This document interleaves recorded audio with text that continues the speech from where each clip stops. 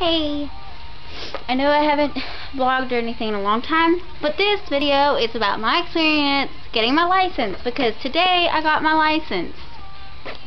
And I also broke my wallet, and I also bought 2 lottery tickets. Yeah, see, purple. Ooh. They mail you your licenses, so I don't have my actual license, but I have a paper one.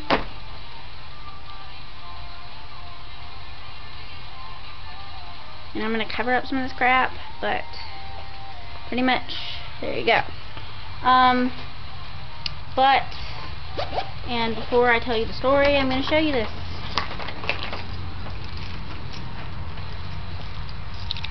So my key ring, set of keys. I have to drive my dad's car until they can get me a car, but hey, car, right? Okay, so I was supposed to do it like Wednesday. Today is Friday, right? So let's do it Wednesday morning at like 10:20. And my mom didn't have my license number, so when she called, she thought they reserved it for us and we were supposed to call back. Well, she forgot, so then she had to call back and she was on hold forever, and they didn't like answer her back. They disconnected her. So then she kept on trying to call and it wasn't working. So then we scheduled it for Thursday and at 10:20 in the morning. Well, Thursday it rained all day, so they don't do it in the rain, which I understand, but they don't do it in the rain, so we didn't go. It was like pouring. So then we scheduled it for this morning, and it was still kind of misty and wet looking, so I didn't know if they were going to be able to do it, but they did.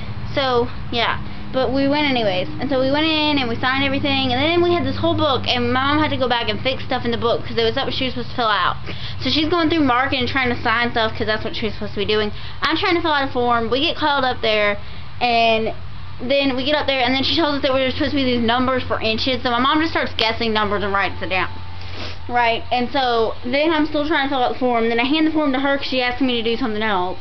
And I'm like, ugh. So then I go sit back down after we get done with all this paperwork. And so then I go sit back down, and I'm like hoping that the lady that checked me in, or the guy that I had when I got my permit, or the a guy we know's wife, she works there too, and so we were trying to, I was hoping one of them would, you know, do my test because they're really nice.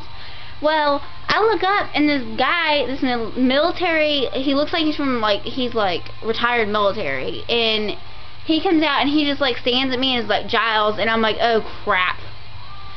And I got up and I was just like, Jesus. And I already didn't want to be in a car with a stranger that I didn't know. I was already nervous. And he just did not help. I do not do well with retired military people at all, because they just throw me off. Like, they're just, I can't do it. And he actually reminded me of my grandma's husband that I don't really like. So he reminded me of him. So I just wouldn't punch him like the whole time. I was like sitting there and I was like, ugh, because I have to go to dinner with him tomorrow night. So I'm like thinking, oh my gosh, I have to deal with this guy today, and then tomorrow we have dinner with them, and it's just, ugh. He was so much like him. It was so annoying. But like when we walk outside, he didn't talk to me the whole way. And then we walk outside and he's like, go to your car. And I was like, well, you know, if somebody asks you where your car is, you're like, over there, right? I said that, and he like completely ignored me. So we walked over there, and he was just like really, like, I don't know. I mean, I understand that you can't be really friendly, but it was just not good for me because I don't deal well with it. And so I was like really nervous and stuff. Then when we get back, he's just like, okay, and then he didn't say anything to me the whole time. And he didn't even tell me anything, and so I went and sat with my mom, and so then they called me up there and they made me pay, and they still didn't tell me if I passed or failed.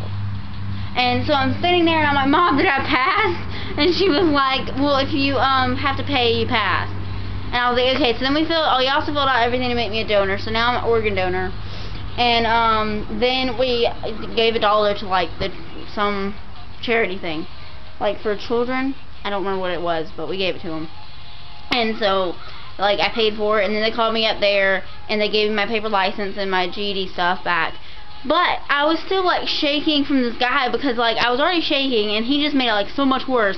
And I made my mom drive until like for like an hour because we had other stuff to do, and I was like, I can't drive around, I'm still shaking, and I was still like all shaken up from it. But then I drove home and I was like, my God, why did I have to get that guy?